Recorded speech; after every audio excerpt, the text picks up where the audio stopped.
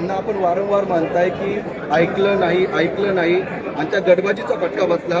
भविष्यात होणाऱ्या जिल्हा परिषद पंचायत समितीसाठी देखील गटबाजीचा फटका बसू नये यासाठी कशा पद्धतीने, म्हणूनच मी त्यांना सांगितलं की थोडंसं माझं कधीतरी ऐका.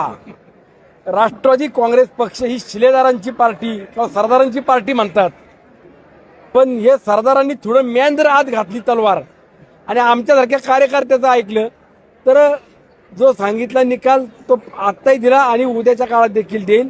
ठीक आहे, कार्यकर्त्याच्या भावना तीव्र असतात, प्रत्येकाला वाटतं मला संधी मिळाली पाहिजे, परंतु एकालाच कोणाला तरी आपण संधी देत असतो.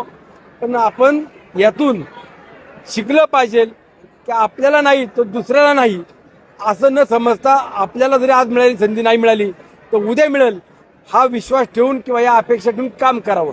राष्ट्रवादी काँग्रेस पक्ष हा गटबाजीसाठीच ओळखला जातो पूर्वीपासून. वडगावच्या या निवडणुकीत गटबाजी बाहेर आली अजिबात ना, गटबाजी वगैरे झालेली नाही. फक्त काही निर्णय मी दिलते ते निर्णय त्यांनी ऐकायला पाहिजे होते, किंवा ज्या वेळेला निवडणुकीची रणधुमाळी सुरू होती, प्रचार यंत्रणा होती, त्यावेळेला आम्हाला जे रिपोर्ट येत होते त्यावेळेला तुम्ही थोडी ताकद लावा. हे माझं एक उदाहरण सांगतो. 2006च्या निवडणुकीला मी भाजपकडनं उभा होतो. हे भाजपचे त्यावेळेला सभापती होते, तुम्ही अण्णा पंथाचे मी सभापती होते, आणि मला प्रचाराच्या वेळेला भेटून सांगितलं की सुनील जरा ताकद लाव, सीट थोडंसं अडचणीत आहे. मी म्हणलं यांचं काय ऐकायचं, यांना काय माहिती, हे इंदुरीला राहतात. मी त्यांचं ऐकलं असतं तर 60 मतांनी मी त्यावेळेला पडलो, निवडून आलो असतो.